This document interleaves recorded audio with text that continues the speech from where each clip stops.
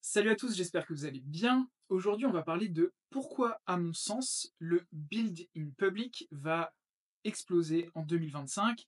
Alors, build in public, ça veut dire quoi? Ça veut dire que vous allez, de manière transparente, au fur et à mesure de l'année, mettre en avant ce que votre avancée. En fait, vous allez documenter tout simplement le parcours globalement de la création de votre entreprise ou d'un projet que vous êtes en train de mettre en place. Et pourquoi est-ce que ça va exploser? Vous avez peut-être déjà vu des buildings publics, par exemple, comme celui d'Antoine Blanco. Je ne sais pas trop qui en fait d'autres en France, mais il y en a énormément aux États-Unis. Et ce concept, il est assez simple.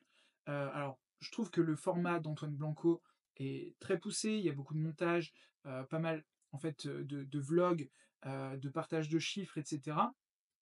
Et qu'est-ce qui fait que ce format, à mon sens, a beaucoup de chances d'avoir du succès? C'est qu'il est plein de transparence. En fait, aujourd'hui, ce que les gens recherchent, c'est de l'authenticité, de la transparence dans le positif comme dans le négatif. On voit beaucoup de personnes qui vont, heu, artificiellement augmenter leurs chiffres quand ils les annoncent, un peu en mode marseillais.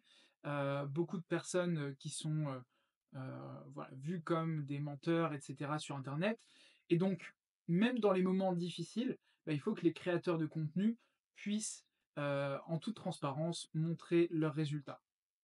Donc je pense que c'est un format qui peut s'adapter à pas mal de choses. Déjà, de manière générale, depuis des années, à mon sens, ce qui fonctionne le mieux, c'est de documenter son parcours.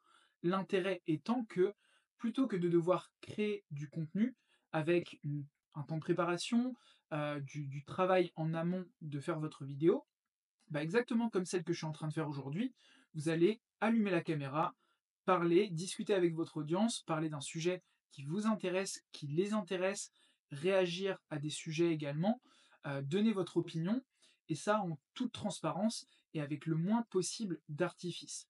Et je pense qu'on va de plus en plus vers ça.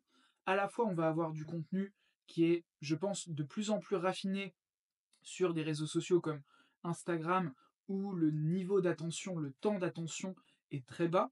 Et donc on va avoir des contenus très courts, très explosifs, ou comme le sont un petit peu mes pubs, on va avoir des cuts toutes les 2-3 secondes maximum. Et à l'inverse, on va avoir sur YouTube des contenus un peu plus longs, où on va pouvoir aller dans le détail et vraiment s'exprimer sur des sujets. Euh, L'avantage étant, en fonction du type d'entreprise que vous avez, je vais vous donner un exemple.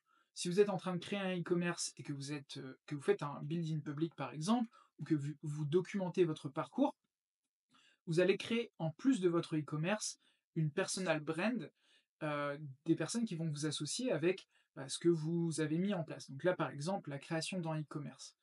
Qu'est-ce que ça va vous permettre de faire sur le long terme? Peut-être de revendre votre entreprise, de gagner la confiance peut-être d'autres marques, de manière générale, avoir une personal brand qui est forte. À l'avenir, ça aura beaucoup de pouvoir également. Pourquoi? Parce qu'on va avoir de plus en plus d'IA, de plus en plus de robots, etc. Et donc, avoir une personnalité très forte qui est présente sur les réseaux sociaux avec une audience de personnes qualifiées, ça aura beaucoup de valeur à l'avenir et je vous conseille à tous de créer ça. Juste pour en revenir à ce que je disais juste une minute avant, sur le fait d'avoir une personal brand et les associations.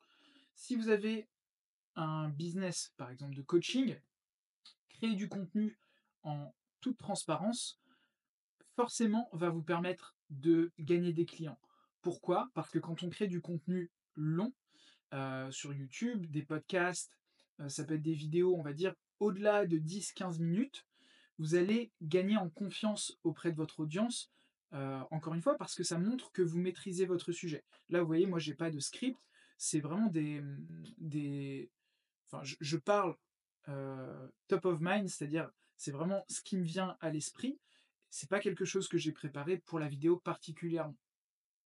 Donc on voit que vous avez de la conversation, que vous êtes plutôt sharp, à l'inverse de personnes qui vont avoir des vidéos qui sont ultra montées, préparées à l'avance, scriptées, et au final, quand on les rencontre dans la vraie vie, bah, elles n'ont pas forcément de conversation parce que tout a été fait pour elles en amont par un ghostwriter qui leur écrit en fait les contenus. C'est même pas eux qui les font. Donc je pense que ce que les gens recherchent aujourd'hui, particulièrement dans les business de coaching, ou quand ils font appel à un coach, c'est quelqu'un qui peut partager en toute transparence son avis, positif ou négatif, et qui surtout a de la conversation, et avec qui ils aimeraient passer du temps un peu plus en détail. Alors on le voit avec des exemples comme Alex Hormozy. Je pense que vous voyez le volume de contenu qu'il crée.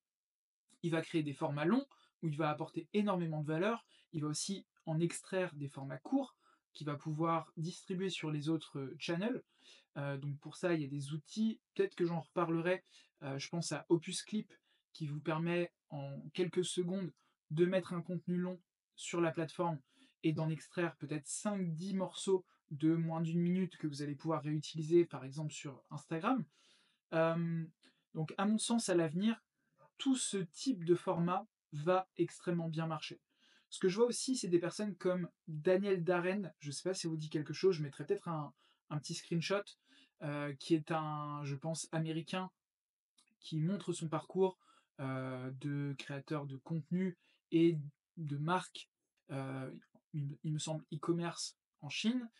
Euh, les personnes de 8lab aussi qui font du contenu, que j'ai rencontré récemment. Enfin voilà, si vous cherchez quel type de contenu créer en 2025, orientez-vous, je pense, vers ce type-là. Building Public, vous allez donner beaucoup de transparence sur tout ça. Voilà, ça c'était mon message pour aujourd'hui. J'ai fait très court. Je vous dis à demain.